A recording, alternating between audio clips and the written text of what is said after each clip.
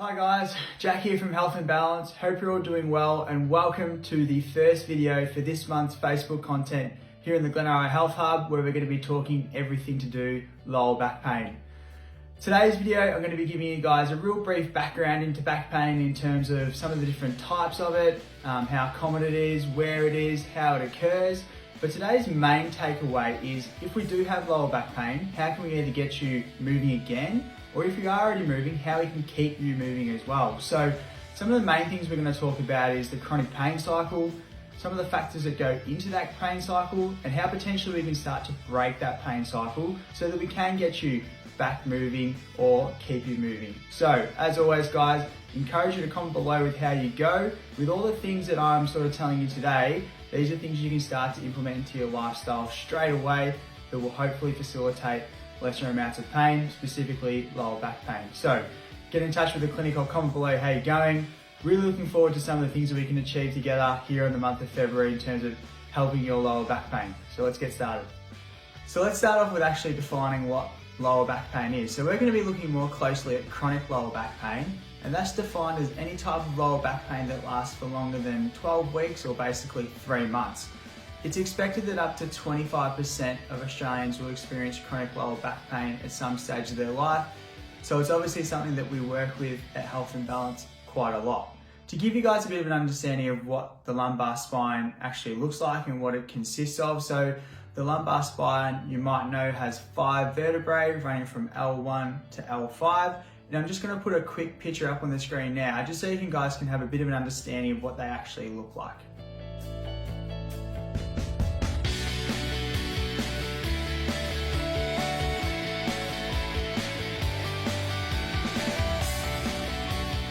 Okay, so now that we've had a look at what lower back pain or chronic lower back pain actually is, where it is, and sort of some of the anatomy that's involved, let's have a look at the different types of back pain. So we might be here all day if we go through every single type of lower back pain. So for today's purpose, we'll just break it into 3 main categories, and I'll just give you a couple of examples of each at the end. So the first type of lower back pain I want to talk to you guys about is what's defined as mechanical lower back pain.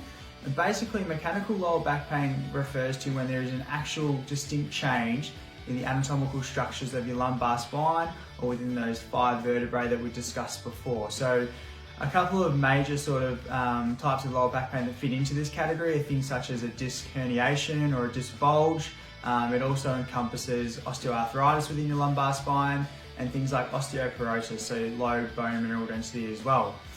The next category is radicular lower back pain, and this sort of refers to nerve pain, I guess. And it's sort of categorized as any sort of shooting or sharp pain that you might experience within the lower limbs.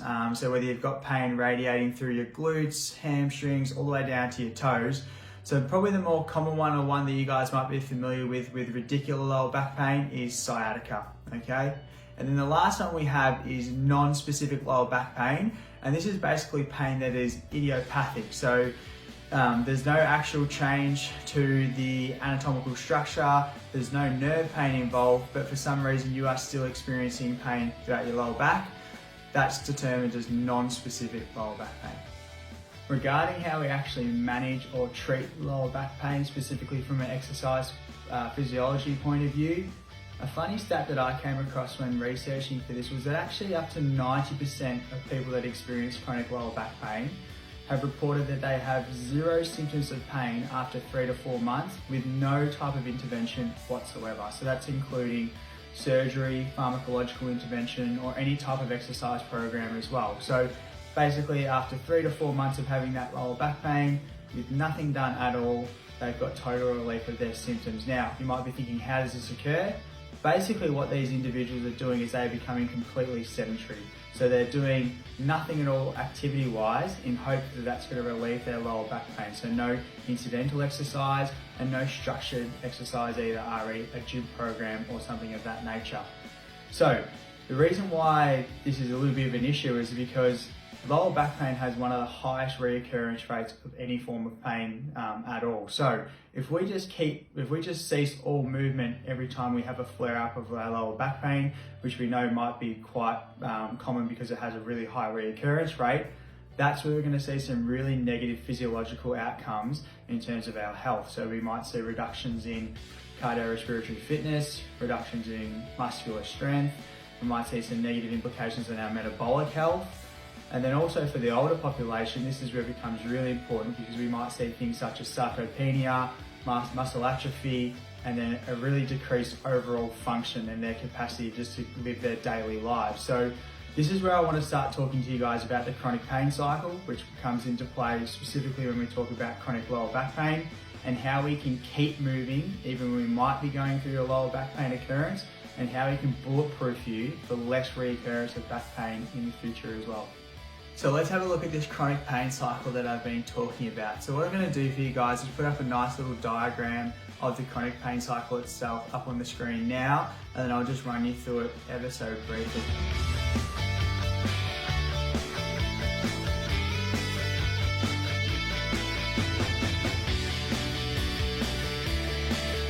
So basically the chronic pain cycle is an instrument that's used to sort of determine and analyse the psychosomatic and physiological aspects that contribute towards chronic pain.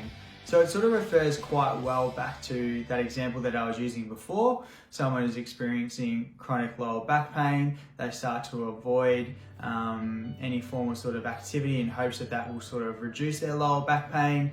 Over time, that sort of magnifies or catastrophises their lower back pain. And then over time, with no movement and sort of magnifying this sort of feeling of pain, then we see reductions in both your physical and mental health over time.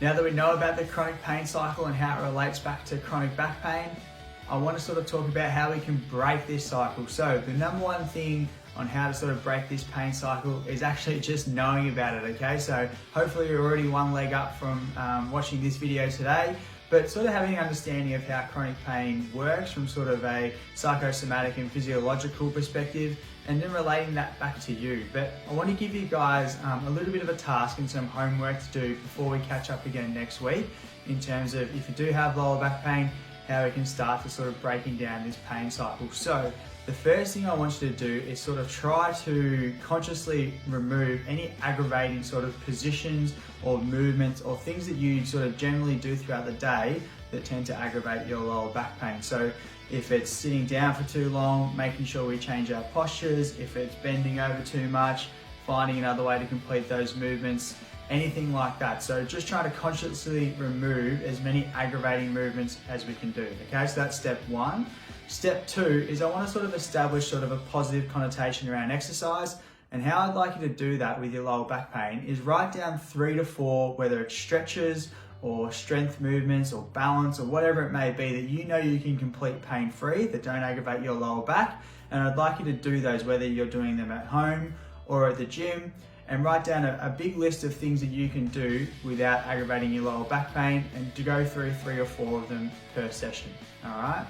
And then the last thing I'd like you to do is sort of take some time to do some things that you enjoy as well. So if you've got hobbies of reading, gardening, whatever it may be, take some time to do some things that you enjoy as well that obviously don't aggravate your lower back pain, okay?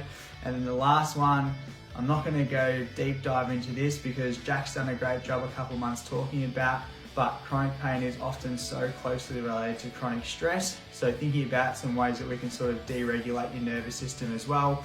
If you need a bit more advice on this, go back and have a look at some of the other Jack's videos. He's done a great job on talking about how to sort of lower your overall stress as well. But in terms of from now till then, there's sort of 3 or 4 things I'd really like you to work on in terms of how we can break this chronic back and the pain cycle associated with it before we talk again next week. Alrighty guys, so you've got your homework for the next week or so, and that's going to conclude today's video. So a bit of a general overview in terms of chronic lower back pain, in terms of what it is, where it is, and sort of the different types of it as well. And then for this first week, I really want you to think about how you can break your own chronic pain cycle and how that sort of reflects back to your chronic lower back pain. So stay tuned for the next couple of weeks. We're going to have a few more videos like this coming your way. We'll have a look at sort of some of the exercise prescriptions in terms of sort of preventing reoccurrence of lower back pain and things of that nature. And we'll have some summaries of this information going up on our Facebook page as well. As I said at the very start, stay tuned, get involved with commenting and asking questions. Happy to help out. Otherwise, I'll see you guys next week. Take care.